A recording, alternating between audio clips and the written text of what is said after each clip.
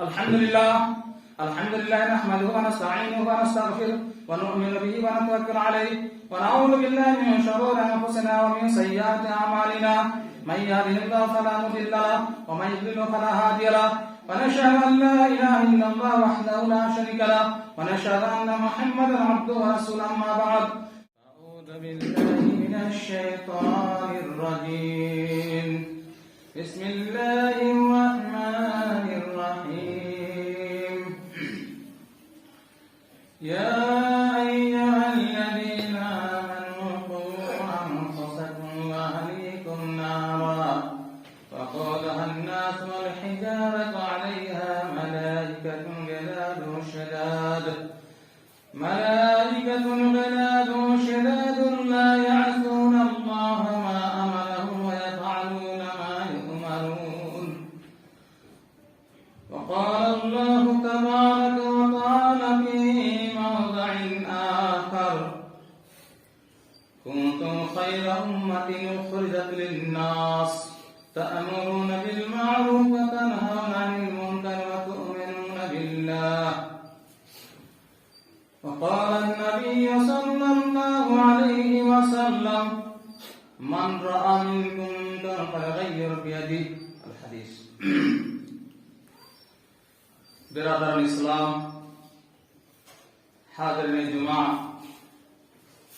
تمام قسم کی تعریف و توصیف، بڑائی و بزرگی، کبریائی اس اللہ رب العالمین کے لیے لائق و زیبا ہے جنہوں نے ہم بنی نوع انسان کو اس دنیا فانی کے اندر اشرف المخلوقات بنا کر پیدا کیا ہے۔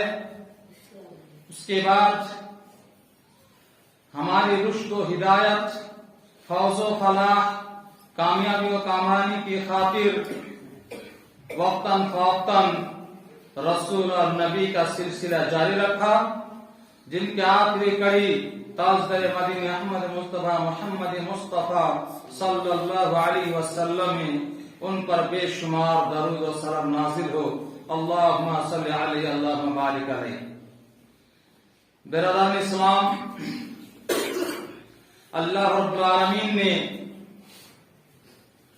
ہم انسانوں کے لیے اس دنیا فانی کے اندر زندگی گزارنے کی خاطر جن چیزوں کی ضرورت پڑتی ہے، یا جس طرح ہمیں اس دنیا فانی کے اندر اپنے زندگی کو کاٹنا ہے، ان تمام چیزوں کو اللہ تعالیٰ نے قرآن مجید کے اندر اجمالی انداز میں اور اللہ کے نبی صلی اللہ علیہ وسلم نے تفصیلی طور پر بیان فرمایا ہے۔ اس میں کوئی شک نہیں ہے کہ اللہ تعالیٰ نے جس دین کو ہمارے لیے پسند کیا ہے، منتخب کیا ہے، اس کے اندر کوئی کمی ہے، اس میں کوئی شک نہیں۔ اللہ رب العالمین جب انسان پیدا ہوتا ہے، پیدا ہونے کے بعد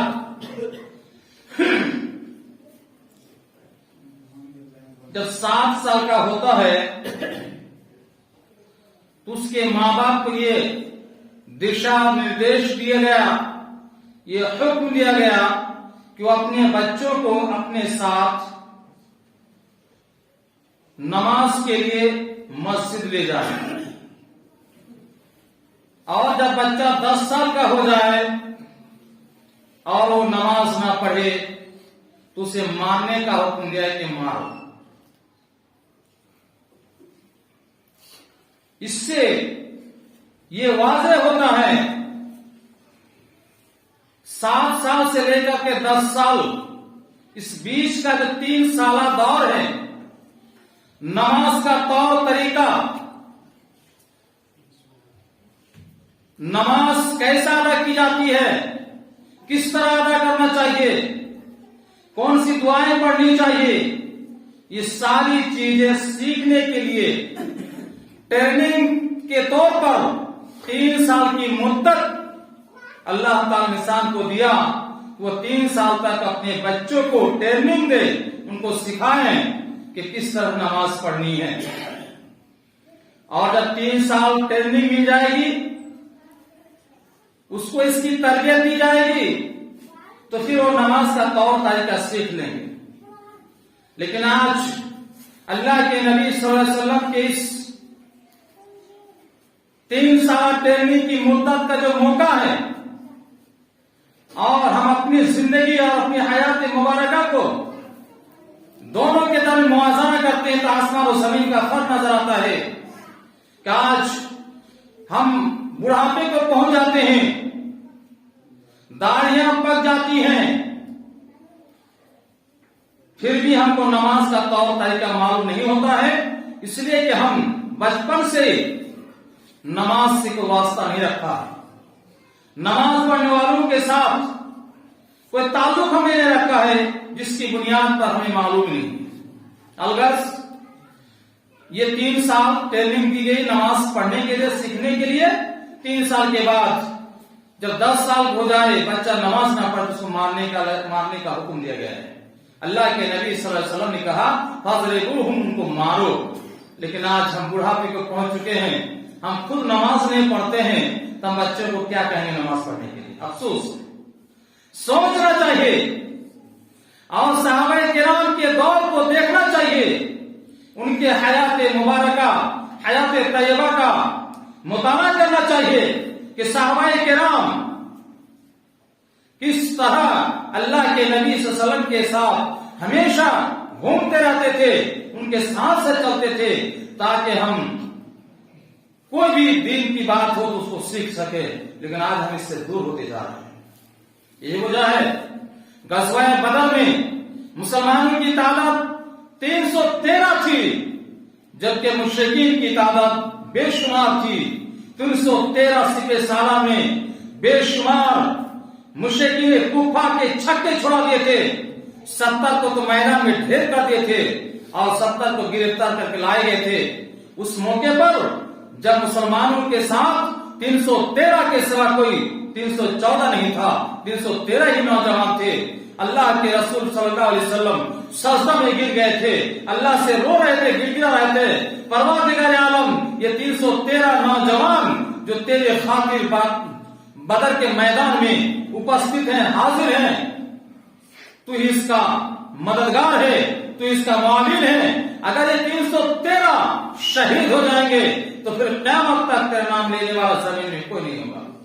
اللہ سے دعا کی، اللہ تو اسے کامیاب بنا دے، مسلمانوں کو فتح نصیب فرما. اللہ تعالیٰ کی دعا کو قبول کی اور 313 میدان میں کامیاب ہوئے. وہ کس لیے ہوئے تھے؟ اس لیے ہوئے تھے کہ وہ اللہ کے نبی صلی اللہ علیہ وسلم کے سنت پر عمل کر رہے تھے، اللہ رب العالمین کی طرف سے نازل کردہ قرآن کی آیتوں پر عمل کرتے تھے. آج جب ہم نے قرآن کو چھوڑا، نبی کے سنت کو ترک کیا، تو اللہ بھی ہم سے دور ہو گئے اور آج ہمیں منہ کی کھانی پڑتی ہے. اللہ رب العالمین قرآن کریم میں ارشاد فرماتا ہے کنتم خیر امۃ اخرجت للناس تأمرون بالمعروف وتنہون عن المنکر وتؤمنون باللہ. تم بہترین قوم ہو. یعنی دنیا کے اندر اگر کوئی قوم اللہ کے نزدیک سب سے بہتر ہے، اللہ کا پسندیدہ قوم ہے، اللہ کا سب سے چیدہ اور پسندیدہ لوگ ہیں تو امت محمدیہ. کنتم خیر امۃ اخرجت للناس، اس لیے کہ تم اس لیے بہتر ہو کہ تمہیں لوگوں کی طرف سے بھیجا گیا تاکہ تم لوگوں کو بھلائی کا حکم دو اور برائی اور منکر سے روکو. اور اس لیے کہ تمہارا ایمان اللہ پر ہے، ایک اللہ کو مانتے ہو، ایک اللہ پر ایمان لائے ہو، جس کی بنیاد پر کہا تم ایک بہترین قوم ہو. لیکن آج جس وقت اللہ تعالیٰ نے امت محمد کو بہترین قوم کا لقب دیا تھا، اس وقت انہوں نے اس پر عمل کیا تھا، اس لیے انہیں کامیابی ملی تھی. آج ہم اس لقب سے دور ہو چکے ہیں، صرف اس کا نام ہے، کام نہیں ہے، جس کی بنیاد پر آج ہم ٹھوکر کھا رہے ہیں. اللہ کے نبی صلی اللہ علیہ وسلم نے فرمایا من رأى منکم منکرا فلیغیرہ بیدہ. اللہ کے نبی صلی اللہ علیہ وسلم فرماتے ہیں جب تم میں سے کوئی شخص تمہارے سامنے کوئی برائی کرتا ہے، کوئی معصیت الہی کا کام کرتا ہے، غلطی کرتا ہے، تو اسے اپنے ہاتھ سے روک دو۔ اگر تمہارے سامنے تمہارا کوئی بھی انسان اللہ کی نافرمانی کرتا ہے، برائی کرتا ہے، اسے تم اپنے ہاتھ سے روکو۔ یہ اللہ کے رسول کی نافرمانی کا کام ہے، اللہ کے رسول کے طریقے کے مطابق نہیں ہے۔ اسے روکو اپنے ہاتھ سے۔ اگر ہاتھ سے روکنے کی طاقت نہیں ہے، ہاتھ سے روکیں گے تو ہاتھ کاٹ لیا جائے گا، اتنے قوت نہیں ہے، خاندان بڑا نہیں ہے کہ اگر کوئی بات کہیں تو ان کا ساتھ دینے والا کوئی ہوگا۔ اگر اس کا خوف ہو کہ اگر ہم اس برائی سے اس کو روکنے جائیں گے، ہاتھ سے روکنے کی کوشش کریں گے، ہو سکتا ہے ہمارا ہاتھ کاٹ لیا جائے گا، الٹے ہمیں سزا دی جائے گی اور لوگ ہمارے وروਧ ہو جائیں گے۔ ایسی پرستھتی میں، ایسے سچویشن میں اور ایسے حالات میں اللہ کے رسول صلی اللہ علیہ وسلم نے فرمایا کہ اس سے زبان سے سمجھاؤ۔ اگر ہاتھ سے روکنے کی طاقت نہیں ہے تو ایسی صورت میں اسے زبان سے سمجھاؤ، کہو کہ یہ برا کام ہے، اللہ کے رسول کے خلاف ہے، اللہ کے نبی کے سنت ان کے طریقے کے خلاف ہے، اس سے تم باز رہو۔ اگر زبان سے بولنے کی بھی طاقت نہیں ہے، زبان سے بولے جائے تو زبان کاٹ لی جائے گی، اسے کہا جائے گا تمہیں اس طرح کی بات بولنے کی ہمت کیسے ہوگی، تم کیسے جرأت کرتے ہو کہ تم ہمارے خلاف ہمیں اس طرح کی باتیں کہتے ہو۔ اگر زبان سے بھی بولنے کی طاقت نہیں ہے تو اسے اپنے دل سے برا جائے۔ زبان سے سمجھا نہیں سکتے ہیں، بول نہیں سکتے ہیں، بولنے جائے تو ان کی زبان کاٹ لی جائے گی، انہیں نقصان پہنچایا جائے گا، انہیں غلط طریقے سے غلط چیزوں میں پھنسایا جائے گا۔ ایسی سچویشن میں ایسے انسان کو، اس آدمی کو دل سے برا جاننا چاہیے، اور ایمان کا یہ آخری حد، آخری درجہ۔ آج ہمارے سامنے میرا بیٹا، میرا بھتیجا، میرے خاندان، میرے گاؤں، سماج، قبیلے، قومے کے لوگ کتنی برائیاں کرتے ہیں، لیکن نہ ہم ہاتھ سے روکتے ہیں، نہ زبان سے بولتے ہیں، نہ دل سے اس کو ہم نفرت کرتے ہیں، بلکہ پیار سے گلے لگا لیتے ہیں۔ اگر ہم میں سے کسی کا بیٹا چوری کر کے آئے اور اسے کہا جائے کہ تمہارا بیٹا نے چوری کر لیا، تو کبھی یقین نہیں کرے گا، کوئی نہیں کرے گا، الٹے اپنے بیٹے کا دفاع کرے گا کہ میرے بیٹے نے ایسا کام نہیں کیا۔ اسے تو سمجھانا چاہیے کہ غلطی کیا ہے، اس کو سزا دی جائے گی، اس سمجھایا جائے گا، لیکن ایکسپٹ کرنے کا نہیں ہو کہ میرا بیٹا نے چوری کیا ہے۔ الٹے بیٹے کے دفاع میں لوگوں کو اپنے انڈر میں لانے کی کوشش کریں گے، رشوت دے کر کے، گھوس دے کر کے، یہ سارا لا کر کے اپنے جانب لوگوں کو کھینچیں گے تاکہ لوگ ہماری طرف بات بولیں۔ اللہ کے رسول صلی اللہ علیہ وسلم نے کہا یہ اللہ کے رسول کے خلاف ہے، سنت کے خلاف ہے، طریقے کے خلاف ہے، اسلام کے خلاف ہے۔ اگر کسی کا بیٹا چوری کرتا ہے تو اس کا ہاتھ کاٹا جائے گا۔ اللہ کے نبی صلی اللہ علیہ وسلم کے زمانے میں ایک قبیلے، ایک بہت اونچے خاندان کے خاتون نے چوری کر لیا تھا۔ چوری کی سزا اسلام میں ہاتھ کاٹنا ہے، اور اسلام کا قانون ہے ہاتھ کاٹا جائے گا۔ اس خاتون کا اگر ہاتھ کاٹا جائے گا تو اس خاندان کا نام ڈوب جائے گا، ان کا نام خاک میں مل جائے گا۔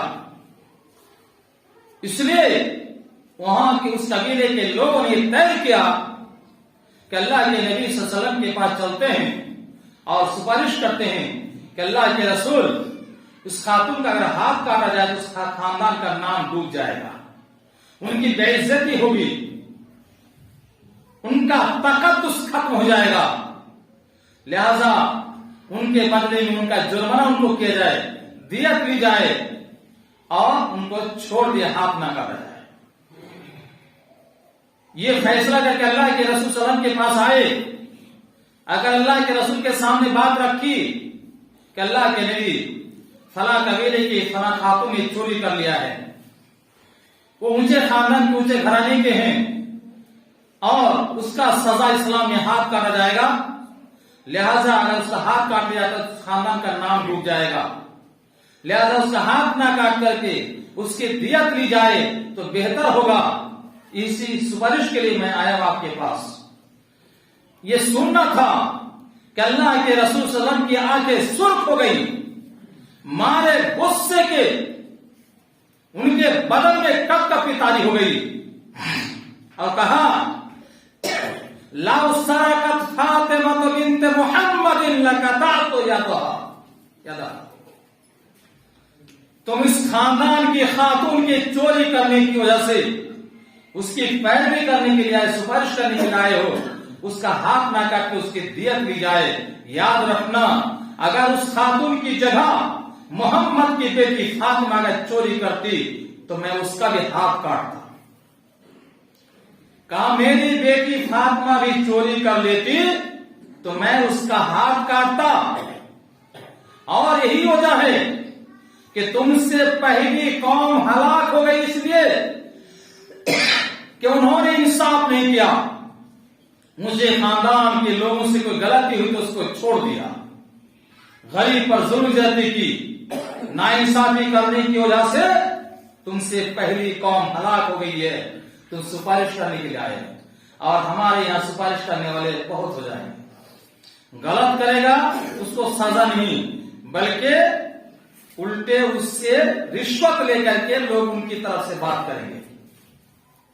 دوستو اسلام کے خلاف ہے، اور کوئی شخص اس کے وروਧ کر سکتا ہے زبان سے یا ہاتھ سے کر سکتا ہے تو اس کو ہاتھ سے کر کے روکنا چاہیے، لیکن آج ہمیں سے بہت سے لوگ بول سکتے ہیں لیکن خاموشی اختیار کرتے ہیں، سوچتے ہیں کہ ہم اس معاملے میں پڑیں گے نہیں، خامہ کا فالتو ہم پھنس جائیں گے۔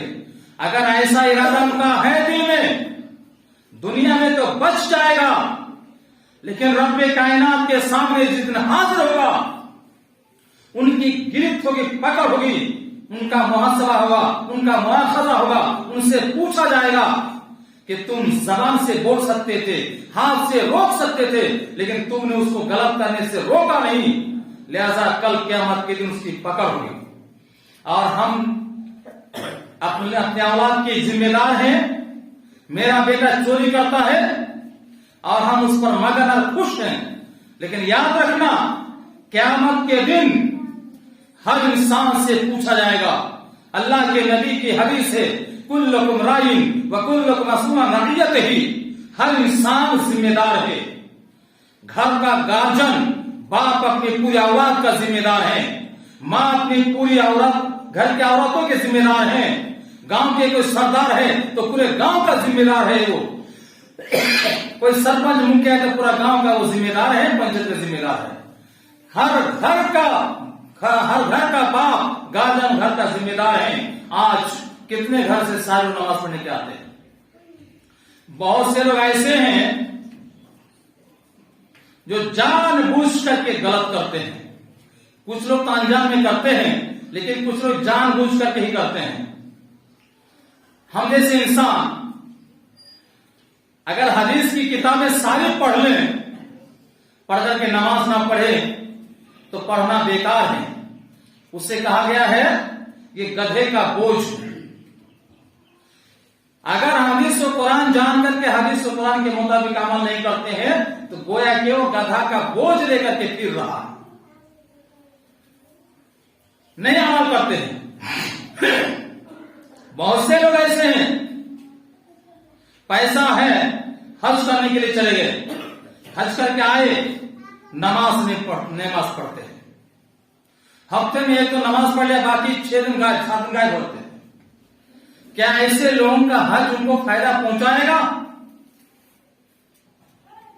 ایسے لوگوں کا عمل ان کو فائدہ پہنچائے گا؟ نماز ہر شخص کی ذمہ داری ہے کہ اپنی اولاد کو نماز پڑھنے کے لیے لے جائیں۔ हमारा बेटा नमाज नहीं पढ़ता, हमारा भाई नमाज नहीं पढ़ता, हम उसको कभी नहीं बोलते हैं। गिरफ्त होगी, पकड़ होगी। बाप अगर अपने बेटे के जिम्मेदार नहीं लेते हैं, उसको नमाज पढ़ने के लिए नहीं कहते हैं, तो बाप जिम्मेदार होगा। अल्लाह के नबी के हदीस के मुताबिक कुल्लुकुम राइन व कुल्लुकुम मसऊल अन रइयतिही, हर गार्जियन, हर सरपरस्त अपने घर का जिम्मेदार है। बेटे को नमाज पढ़ने के लिए कहना पड़ेगा। अगर बेटा नमाज नहीं पढ़ता है तो उसके हाथ का खाना, उसकी कमाई खाना भी हराम हो जाएगा। बहू अगर नमाज नहीं पढ़ती है, उसके हाथ का बनाया खाना भी हराम हो जाएगा। इसलिए एक बाप की जिम्मेदारी है कि अपने औलाद को नमाज पढ़ने का हुक्म दे। एक बेटा अगर गलत करता है, बाप की जिम्मेदारी है कि बेटे को सजा दे और उसको समझाएं कि गलत है। अगर नहीं समझता है, लस्ता अलैहिम बिमुसैतिर, अलग बात है, लेकिन समझाना बोलना हमारी जिम्मेदारी है। बेटा अगर नहीं मानता तो उस घर से निकाल दीजिए। बाप गलत करता है तो बेटे की जिम्मेदारी है कि अपने बाप को समझाएं, और बेटा गलत कर रहा है तो बाप की जिम्मेदारी उसको समझाएं। अगर कोई दूसरे को नहीं समझाते हैं, क्या मतलब उसकी पकड़ होगी। हजरत इब्राहिम अलैहिस्सलाम का बाप बूट को बेचते थे, बूट बना करके अपने हाथ से बना करके मार्केट में बेचते थे, और उसी बेच करके अपना जरिया माश करते थे, अपनी जिंदगी गुजार रहे थे। इब्राहिम अलैहिस्सलाम एक बेटा था, बेटा, और आजर उसका बाप था। बाप गलत कर रहे थे, इब्राहिम अलैहिस्सलाम ने अपने बेटे को, बाप को समझाया, अब्बू जान, ये बुत जिसको आप कटिंग शटिंग करते हैं, बना करके बेचते हैं, इसका अंदर कोई फायदा नहीं है। ना वो फायदा पहुंचा सकता है, नुकसान नहीं पहुंचा, ना नुकसान पहुंचा सकता है। जब उसके अंदर कोई फायदा, कोई नुकसान ही नहीं है, अब क्या उसकी पूजा करते हैं। कौम को समझाया, बाप को समझाया, कौम को समझाया, कौम के लोग खिलाफ हो गए, बाप भी खिलाफ हो गए, बेटे को घर से निकाल दिया। घर से निकलने पर मजबूर हो गए, लेकिन बाप की बात को नहीं माना, गलत नहीं किया। हजरत इब्राहिम, हजरत नूह अलैहिस्सलाम, वो भी एक बाप थे, उनका बेटा उन पर ईमान नहीं लाया, उनकी बीवी उन पर ईमान नहीं लाई। बीवी ठुकरा दिया अपने शौहर की दावत को, बेटा ठुकरा अपने बाप के दीन को ठुकरा दिया, नहीं माने। सारे लोग उनके खिलाफ हो गए। अल्लाह से दुआ की, परवरदिगार आलम, किसी जालिम को तुम दुनिया में बरकरार मत रख, सबको हलाक को बर्बाद कर दे, कोई ईमान लाने वाला नहीं है। कब कहा था? जब 950 साल तक उन्होंने इस्लाम की दावत लोगों के सामने पेश की, और सिर्फ चंद लोग इस्लाम कबूल किए थे, बाकी लोगों ने इस्लाम कबूल नहीं किया। बेटा भी नहीं किया, बीवी ने भी कबूल किया। अल्लाह से दुआ की, अल्लाह ने आफत और मुसीबत भेजी, तूफान आया, नीचे से बारिश, पानी उबालना शुरू हुआ, ऊपर से तूफान और बारिश आने शुरू हो गई। बारिश होते होते पानी बढ़ता गया। कश्ती बनाई गई थी, नूह अलैहिस्सलाम से कहा गया कि तुम, और जो तुम पर ईमान लिया है तुम्हारे हाल में से, उसको तुम कश्ती पर सवार कर लो। जो इस्लाम कबूल किए, तुम पर ईमान ले, तुम कश्ती में सवार कर लिया गया। बाकी लोग सवार नहीं हुए। बेटा से कहा, जब पानी ऊपर हुआ, इतना हुआ, सर पर पानी हुआ, बेटे से कहा, बेटे कश्ती के आसपास में तर रहे थे, कभी भी सवार हो जाओ, बच जाओगे, का पहाड़ पर चढ़ जाएंगे, कश्ती पर सवार नहीं होंगे। पहाड़ पर चले गए, पानी बढ़ना शुरू हुआ, पहाड़ पर ही पानी हो गया, वहां भी उनको कोई ठिकाना नहीं मिला। तब भी कहा तो क्या इस्लाम कबूल नहीं करते, पर ईमान नहीं लाएंगे, नहीं लाया, हलाक हो गए। हजरत नूह अलैहिस्सलाम ने अपने बेटे के लिए दुआ की, अल्लाह से फरियाद की, परवरदिगार आलम, तूने कहा तुम्हारा हाल में से जो है उसको हलाक नहीं करेंगे, मेरा बेटा तो मेरे हाल में से है, वो तो डूब रहा है। कहा वो तुम्हारा हाल में से नहीं है, तुम्हारे हाल में से वो है जो तुम पर ईमान ले आए हैं। अल्लाह से तौबा की, मुझसे गलती हो गई है, उसके लिए छोड़ दिया। यहाँ पर इब्राहिम सलाम अपने बेटे, अपने बीवी को नसीहत की है। इब्राहिम सलाम अपने बाप को नसीहत की है। बाप से गलती होती है तो बेटा को समझाना चाहिए, बेटे से गलती होती है बाप से समझाना चाहिए। लेकिन हम सारे लोग ऐसे हैं, ना हम समझाते हैं बाप को, ना बेटा हमको समझाता है। एक दूसरे का ताउन करते, बुराई करने पर क़यामत के दिन सवाल करेगा अल्लाह ताला। कुल्लुकुम राइन व कुल्लुकुम मसऊल अन रइयतिही, ना बाप बचेगा ना बेटा बचेगा, सबको गिरफ्त होना पड़ेगा अगर घर का जिम्मेदार है। इसलिए जरूरी है कि हम अपने बच्चों को सही रास्ता, उनको सही दिशा निर्देश दें, ताकि वो सही रास्ते पर चलें, तब हमारा कल्याण है। लेकिन सोचेंगे सिर्फ दुनिया में आएंगे, सीना तान के चलेंगे, कोई काम नहीं आएगा। बहुत موت آخر ہے، ماننا پڑے گا، دنیا سے رخصت ہوئے، ساری دولتیں زمین پر رہ جائے گی، دنیا چھوڑ کے چلے جائیں گے، قیامت برپا ہوگی، قیامت کے دن ساری دنیا کی تمام چیزیں ختم ہو جائیں گی۔ اس لیے ہر انسان کو سوچنا چاہیے کہ ہم اچھا عمل کریں، اپنے بچوں کا اچھا عمل کرنے کی توفیق تلقین کرے، حکم دے تاکہ وہ برائی نہ کرے۔ اللہ تعالیٰ نے انسان فرمایا وَلْتَكُن مِّنكُمْ أُمَّةٌ يَدْعُونَ إِلَى الْخَيْرِ وَيَأْمُرُونَ بِالْمَعْرُوفِ وَيَنْهَوْنَ عَنِ الْمُنكَرِ وَأُولَٰئِكَ هُمُ الْمُفْلِحُونَ۔ تم میں سے کچھ لوگ ایسے ہونے چاہیے جو لوگوں کو بھلائی کا حکم دے، برائی سے روکیں۔ اگر بھلائی کا حکم دیں گے، برائی سے روکیں گے، یہی لوگ کامیاب ہوں گے۔ لیکن ہم لوگ کبھی کسی کو بولتے نہیں کہ تو نماز پڑھو، نہ ہم باپ اپنے بیٹے سے کہتے ہیں کہ بیٹا نماز پڑھو، کوئی نہیں بولتے ہیں، اور سوچتے ہیں کہ ہم گھر کا گارجین نماز پڑھ لیے تو کامیاب ہو جائے۔ نہیں، صرف باپ نماز پڑھتا ہے، بیٹا نہیں پڑھتا ہے تو باپ کو بھی سزا لینی پڑے گی، اس لیے کہ وہ باپ اس بیٹے کا ذمہ دار ہے۔ اگر بیٹا باپ کی بات کو نہیں مانتا تو گھر سے نکالتے اس کو، لیکن کوئی ہے ایسا نکالے گا اپنے بیٹے کو؟ بیٹا نماز نہیں پڑھتا ہے، شراب پیتا ہے، دارو پیتا ہے، گانجا پیتا ہے، ہر طرح کی غلطیاں کرتے ہیں، بیٹے کو نہ سمجھائے گا نہ بیٹے کو گھر سے نکالے گا۔ ممتا زیادہ ہے، لیکن یاد رکھے حضرت ابراہیم علیہ السلام کا بھی ممتا اپنے باپ پر تھا، نوح علیہ السلام کا ممتا اپنے بیٹے پر تھا، اپنی بیوی پر تھی، لوط علیہ السلام کا ممتا اپنی بیوی پر تھی، لوط علیہ السلام کی بیوی نے نہیں مانا۔ فرعون کا بھی ممتا تھا بیوی پر، لیکن فرعون کی بیوی نے فرعون کی بات کو نہیں مانی۔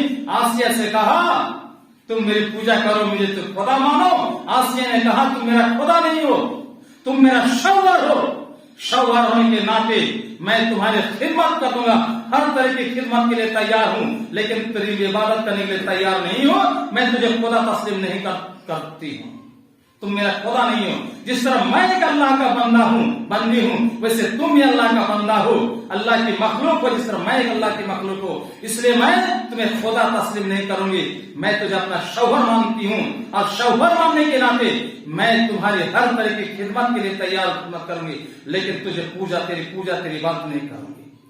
فرعون نے آسیہ کو کتنی سخت سے سخت سزائیں دی، گرم ریت پر لٹایا، ہاتھ پر کیل گاڑ دیے گئے، پھر بھی نہیں مانا ان کو کہ تم میرا خدا۔ لیکن آج کے دور میں کسی کے پاس اگر کھانا ملتا ہے تو اس کو سیدھا خدا مان لیں گے۔ اس لیے اچھا کام کریں گے نیکی ملے گی، برائی کریں گے نیکی نہیں ملے گی۔ وقت ہو چکا ہے، اللہ تعالیٰ سے دعا ہے کہ اللہ تعالیٰ ہم تمام لوگوں کو صحیح راستے پر چلنے کی توفیق عطا فرمائے۔ میں یہی گزارش کروں گا آپ لوگوں سے بھی کہ اپنے بچوں کو نماز کی تلقین کرے، صحیح راستہ بتائیں۔ اگر نہیں بتائیں گے، بیٹا کما کے لاتا ہے، کٹ دیتا ہے، خوشی سے کھاتے ہیں، مرنے کے بعد جب دنیا سے رخصت ہو جائیں گے، کل قیامت میں جب پوچھے گا اللہ تعالیٰ، اس وقت کوئی کام نہیں آئے گا۔ باپ بیٹے سے دور ہو جائے گا، بیٹی ماں سے دور ہو جائے گی، ماں بیوی شوہر سے دور ہو جائے گی، شوہر بیوی سے بھاگ جائے گا، کوئی کسی کا کام نہیں آئے گا۔ اس لیے ضروری ہے کہ جب تک سانس باقی ہے صحیح دشا نرجا اپنے اولاد کو دے، اپنے بیوی کو دے، اپنے گھر والوں کو دے، تاکہ قیامت کے دن چھٹکارا پا سکے۔ اللہ کے نبی نے پہلے اپنے گھر سے ہی دعوت کا سلسلہ شروع کیا تھا، گھر والے جب دشمن ہو گئے، سب کچھ ہو گئے، پھر بھی وہ باز نہیں آئے، 3 سال تک خفیہ طور پر دعوت دیتے رہے، اپنے رشتہ دار سے شروع کیا تھا، اپنے گھر سے اس کی شروعات کی تھی، اس لیے کہ گھر والوں کے پہلے اپنے ہاتھ ملانا ہے، تب جا کے دوسروں کو بولیں گے۔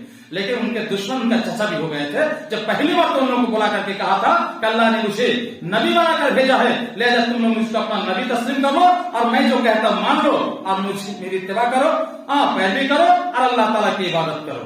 یہ جب کہا تو ان کو دشمن ہو گئے، تب اللہ کہ یا محمد، اے محمد تیرے لیے ہلاکت یا برکت بربادی ہو، کیا باپ دادا کے دل کو تم بلانے کے لیے آئے ہو، اس طرح کہہ کر کے اسی لیے پکارا بلایا تھا۔ پر بات لمبی ہے، کہنے کا مقصد ہے ہم اپنے بچوں کو، اپنے اولاد کو صحیح راستہ بتائیں، ان کو سمجھائیں، نماز کی تلقین کریں، جو کریں گے تب ہم کامیابی ملے گی، ورنہ کوئی کامیابی نہیں، دنیا کی کامیابی نہیں، مرنا پڑے گا، جہنم چلے جائیں گے۔ اللہ سے دعا ہے کہ اللہ تعالی ہم تمام لوگوں کو صحیح راستے پر چلنے کی توفیق عطا فرمائے۔ الہ رب العالمین، ہم میں سے جو لوگ تیری عبادت سے دور ہے، اللہ تم کی عبادت کرنے کی توفیق عطا فرما۔ پروردگار عالم، ہم میں سے جو بے نمازی ہیں، اللہ تم کو نماز پڑھنے کی توفیق عطا فرما۔ الہ رب العالمین، ہم میں سے جو لوگ پریشان حال ہے، اللہ تم کی پریشانیوں کو دور فرما۔ الہ رب العالمین، ہم میں سے جو بیمار ہیں، اللہ ان کو صحت مندی عطا فرما، تندرست عطا فرما۔ الہ رب العالمین، ہم میں سے جو لوگ مر چکے ہیں اگر وہ کس قسم کی پریشانیوں میں ہیں اللہ تو ان کی پریشانی کو دور فرما، اللہ قبر کو ان کے حد نگاہ کشادہ کر دے، نور سے منور کر دے، روشنی سے بھر دے۔ اللہ رب العالمین ہم جب تک جیے اسلام پر جیے اور جب ہمارا انتقال ہو